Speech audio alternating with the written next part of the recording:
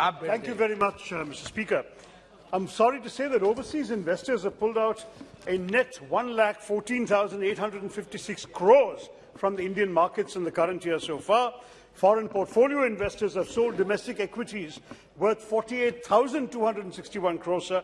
And this is the 6th straight month that foreign institutional investors have withdrawn from their positions in the Indian equity market, a trend which may unfortunately be exacerbated by the US interest rate hikes and the commodity price hikes, particularly of crude oil.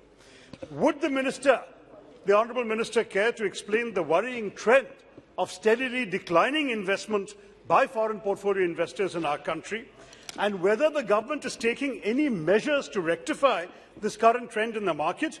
What specific thing can be done to reverse something which has been steadily worsening for 6 months, sir? It's a very serious question about the investment in our country that we need for our economy to grow.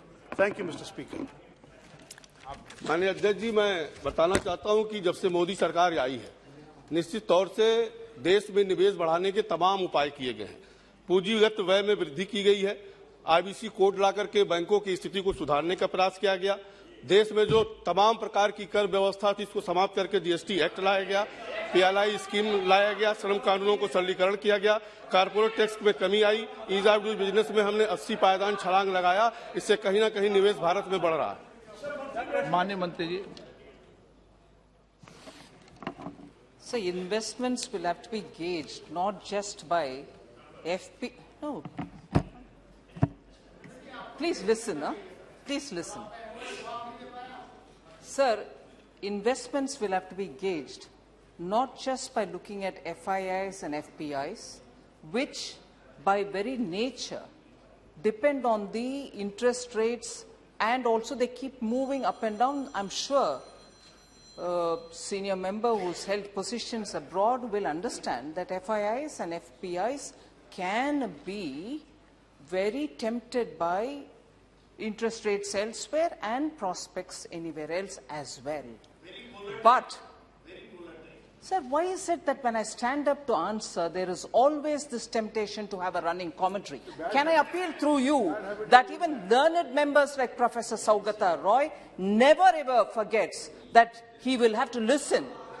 He never forgets that he has to obstruct the minister when she gives an answer. I wish he gets up and asks a clarification after I finish, rather than have small-time satisfactions of interrupting me. So kindly, sir, through you I request him to listen to my answer, and after which he is very welcome, with your permission, to ask a question or a clarification. I have not finished yet, sir. So FPIs and FIIs are obviously going to be very typical of their very nature, coming in and going out.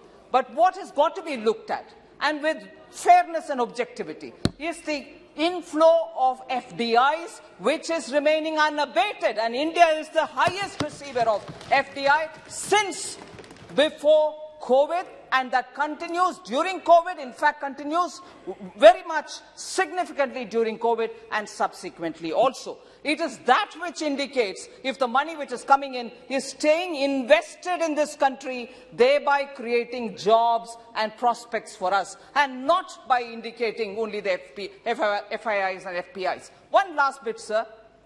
FIIs and FPIs may come and go, but today Indian retail investors have proven that even if they come and go, any shock that may come is now taken care of because of the shock-absorbing capacity the Indian retailer has brought into Indian market. I think we, as a House, should stand up and appreciate the Indian retailer who's invested a lot of confidence in the stock markets today in India.